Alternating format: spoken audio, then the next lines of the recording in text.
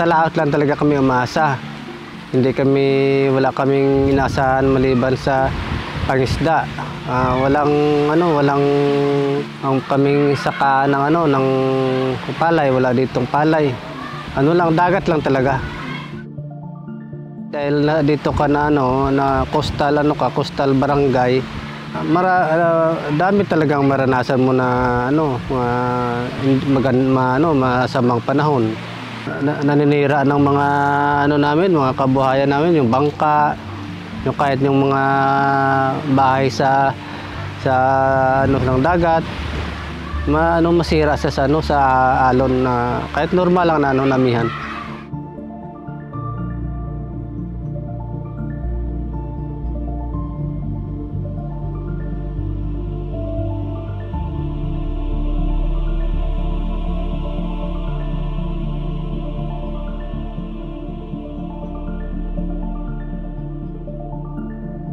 Yung mangrove unang-una ay siya yung pong nag-absorb ng carbon.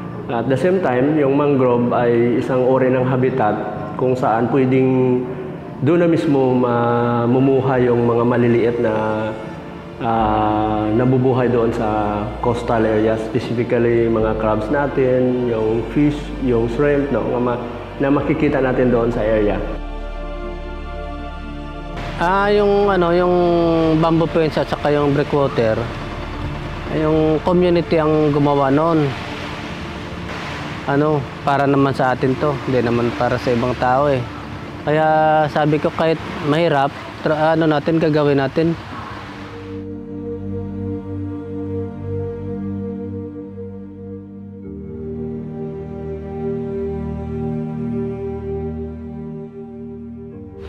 Siguro nakatulong naman siya sa kasi nung bago pa na hindi pa siya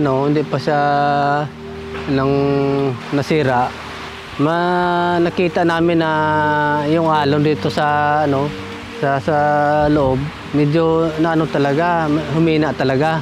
Kaso nung wala na, nung unti-unti na siyang natatanggal, ayun, pumasok naman yung alon.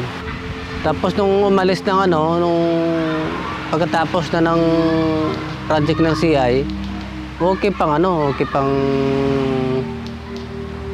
tanim namin. Kaso nitong nagdaang ang daming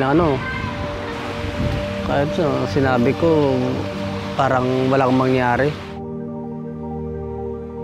The Green Gray project in conception is a test of concept. We are not saying that we are 100% or even 50% sure that this will work. We wanted to know if establishing a Green Gray project in a small island is possible.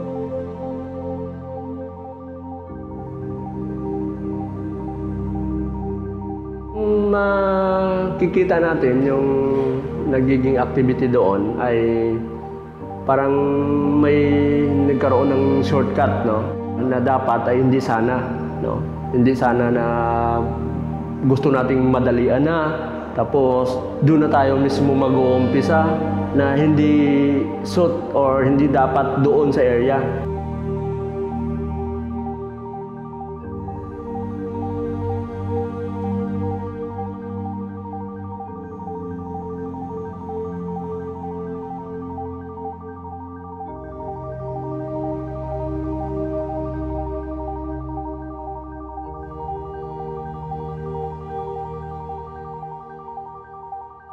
Sa nakikita ko sa hinarap na itong mga bahay to, halimbawa ito mawawala to eh.